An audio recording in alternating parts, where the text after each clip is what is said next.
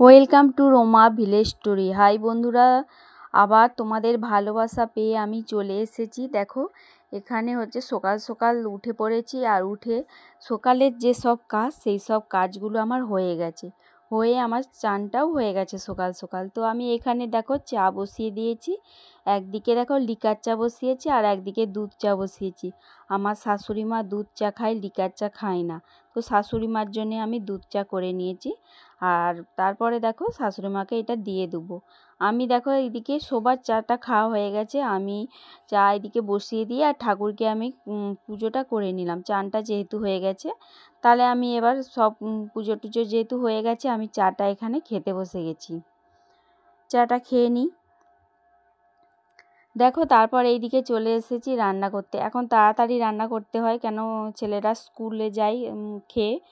আর এখানে দেখো আমি ভাতটা বসিয়ে দিয়েছি, তার সাথে আমি আলু সেদ্ধ করে নিচ্ছি, ওই ভাতের মধ্যে দিয়ে দিচ্ছি আলু ভাতে আর কি।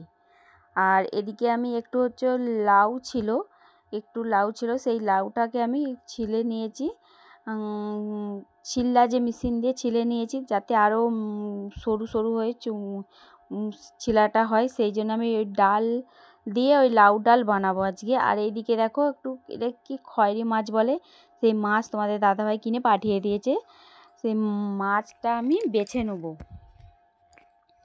আর ছোট মাছ, অনেকগুলো মাছ হলে বাছতে কিন্তু অনেকটাই সময় যায়। তো আমার এইদিকে উনুনে ভাতটা আর ডালটা হচ্ছে, আর এদিকে মাছটা বেছে নিচ্ছি। তো মাছও বাছা হয়ে গেছে আর ডালও রেডি হয়ে গেছে, আর ছেলেরা স্কুলে যাওয়ার সময়টাও হয়ে গেছে। তো ওদেরকে আমি আগে ভাতটা দিয়ে দিচ্ছি। আলু সেদ্ধ করেছিলাম, আলু মাখিয়েছি লঙ্কা দিয়ে, আর লঙ্কা ভেজে, আর ডাল, লাউ ডাল, আর একটু মাছ হচ্ছে আমি ভেজে নিয়েছিলাম। মাছটা ঝাল করার সময় হয়নি, মাছটা ভেজে নিয়েছিলাম, সেই ভাজা মাছ দিয়ে ওদেরকে আমি দিয়ে দিচ্ছি খেতে। তারপরে আমি মাছটা ঝাল করেছিলাম, একটু শুকনো শুকনো করে মাছটা ঝাল করেছিলাম।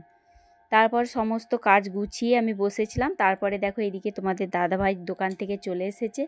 তারপর আমাদের বাড়ি থেকে একটু দূরে বাগান আছে, সেই বাগানে দুজনে চলে গিয়েছিলাম বাদাম খেতে খেতে। তো এখানে দেখলাম একটা গাছে হচ্ছে কলা গাছে হচ্ছে কাঁদি পড়েছে, বিচে কলার কাঁদি, সেই বিচে কলার কাঁদিটা কাটতে গিয়েছিলাম।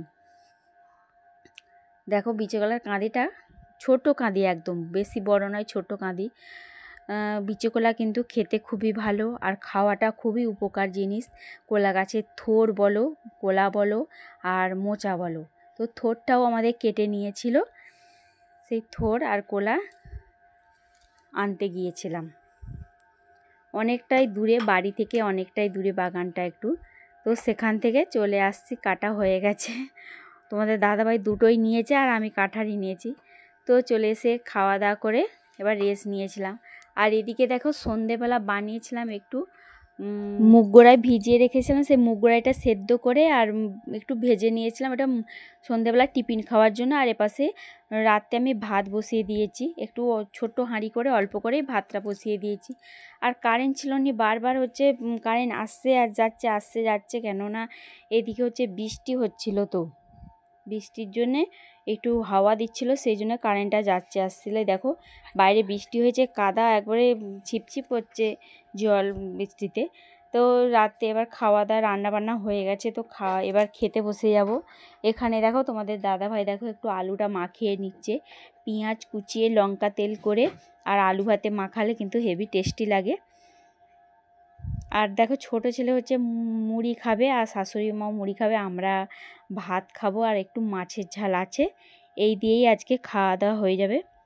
তো চলো, কেমন লাগলো আমার ভিডিওটা যদি ভালো লাগে তো একটা পাশে থেকো, আর চ্যানেলটাকে একটা সাবস্ক্রাইব করো। দেখা হবে পরে।